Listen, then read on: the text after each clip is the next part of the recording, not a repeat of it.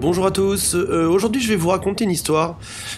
C'est une histoire qu'on retrouve sur pas mal de sites américains depuis 2009. Elle s'appelle Histoire à méditer avant de divorcer.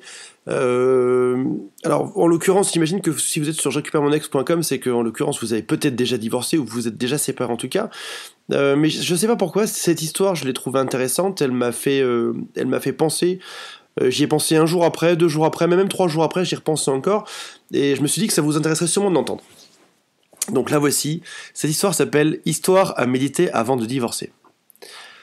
Lorsque je suis arrivé et que ma femme servait le dîner, je lui ai pris la main, et je lui ai dit « J'ai quelque chose à te dire ». Elle s'asseyait tranquillement, sans dire un mot, et en mangeant. Encore une fois, je vis de la peine dans ses yeux. Soudainement, je ne savais plus ouvrir la bouche, mais je devais lui faire part de ce que je pensais.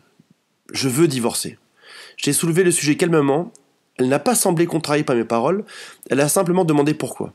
Alors, j'ai fui sa question, et elle s'est fâchée. Elle m'a lancé les baguettes et cria « Tu n'es pas un homme ». Ce soir-là, nous ne sommes plus adressés la parole. Elle pleurait, et je savais qu'elle voulait savoir ce qu'était devenu notre mariage. Mais je ne pouvais pas lui donner une explication satisfaisante.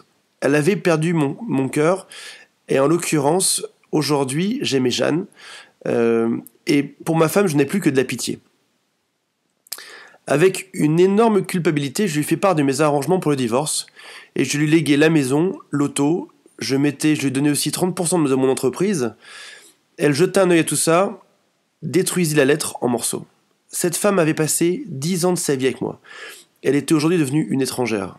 J'étais désolé pour elle de ce temps gaspillé, de cette source d'énergie, mais je ne pouvais pas changer ce que je venais de dire, car j'aimais Jeanne chèrement. Soudain, elle s'est mise à pleurer très fort devant moi. Ce à quoi je m'attendais. Dans le fond, ses pleurs étaient pour moi une délivrance. Cette idée du divorce m'obsédait depuis déjà quelques semaines. Et maintenant, ça me paraissait de plus en plus ferme et clair. Le jour suivant, je suis revenu à la maison très tard, et j'ai trouvé assise à table, en train d'écrire. Je n'ai pas soupé, je suis directement allé me coucher, et pour m'endormir directement. J'étais fatigué car j'avais passé une grande journée avec Jeanne. Lorsque je me suis réveillé, elle était toujours assise à la table en train d'écrire. Je ne m'en suis pas occupé, je suis retourné de côté et je me suis rendormi. Elle m'a fait une requête. Elle m'a dit voilà, pendant ce mois, nous devions nous battre tous les deux pour vivre une vie aussi normale que possible. Sa raison était simple, notre fils devait passer un examen à la fin du mois et elle ne voulait surtout pas déranger cet examen par notre mariage qui allait se briser. C'était parfait pour moi, mais elle a ajouté autre chose. Sa deuxième requête était donc que durant ce mois, je devais la transporter de notre chambre au seuil de la porte tous les matins. Je croyais qu'elle était devenue folle. Pour faire que ces derniers jours soient supportables, j'ai donc accepté son étrange requête.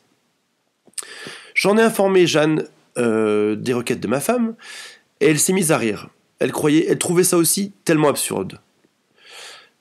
Jeanne me dit qu'importe qu'elle utilise ses ruses, ça ne marcherait pas, elle devait faire face au divorce. Ma femme et moi n'avions plus aucun contact physique depuis que j'ai pris la décision de divorcer. Alors, quand j'ai dû la sortir de la chambre le premier jour, nous étions tous les deux très maladroits. Notre fils applaudissait derrière nous. « Papa porte maman dans ses bras !» Ces mots m'apportaient de la peine. De la chambre au salon, ensuite à la porte, j'ai marché 10 mètres avec elle dans mes bras. Elle ferma les yeux et me demanda doucement de ne pas parler du divorce à notre fils. J'ai dit oui, de la tête. J'ai ressenti un drôle de sentiment plutôt bouleversant. Je l'ai déposée à terre, à l'extérieur de la porte.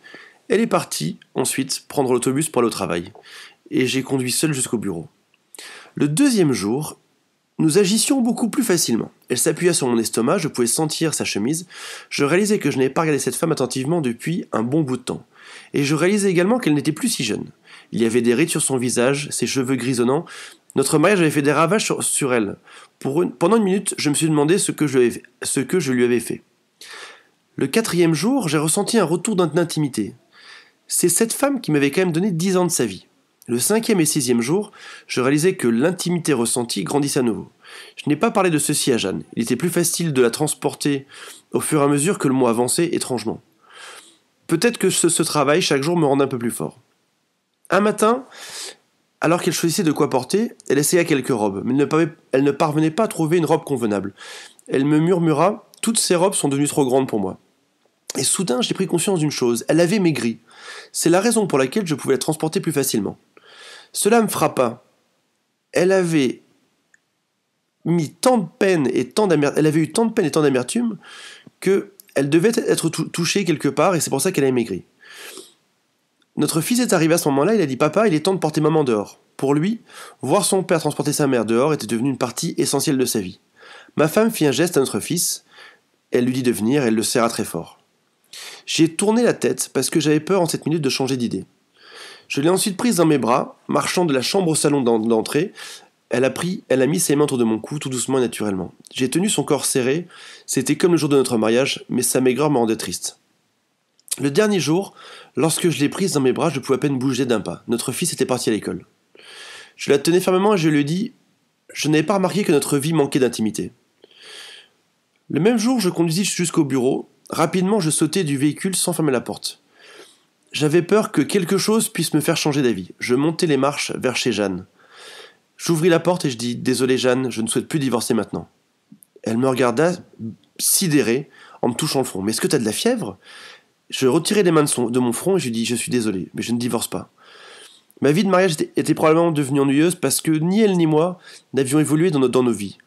Mais non pas parce que notre amour était mort. C'est juste parce que nous avions changé tous les deux. Maintenant, je réalise que depuis ce jour où je l'ai transportée dans notre demeure, le jour de notre mariage, c'est mon devoir de la soutenir jusqu'à ce que la mort nous sépare. Jeanne sembla soudainement se réveiller. Elle me gifla violemment et claqua la porte, puis éclata en sanglots. Je redescendis l'escalier et je suis parti. En route, je m'arrêtai chez un fleuriste. J'ai commandé un bouquet de fleurs pour mon épouse. La vendeuse me demandait ce qu'elle devait écrire sur la carte. Je souris et écrivis « Je te porterai dehors tous les matins jusqu'à ce que la mort nous sépare ». Cet après-midi, j'arrivai à la maison, les fleurs à la main, le sourire aux lèvres, je montai les marches à la course pour retrouver ma femme. Malheureusement, elle était seule dans son lit et elle était morte. En fait, ma femme se battait contre un cancer depuis des mois, mais j'étais tellement occupé avec Jeanne que je ne m'en suis même pas aperçu. Elle savait qu'elle allait mourir sous peu et elle voulait me préserver, peu importe les réactions négatives de notre fils, au cas où nous aurions divorcé. Au moins, aux yeux de son fils, je suis un mari aimant. Les plus petits détails de votre vie sont ceux qui comptent vraiment dans une relation. Ce n'est pas la demeure, l'auto, la propriété, l'argent en banque. Tout ceci crée un environnement favorable pour la joie, mais ne peut pas donner la joie elle-même. Alors, trouvez du temps pour être l'ami de votre épouse et faites ces petites choses l'un pour l'autre qui créent de l'intimité. Ayez vraiment un mariage joyeux.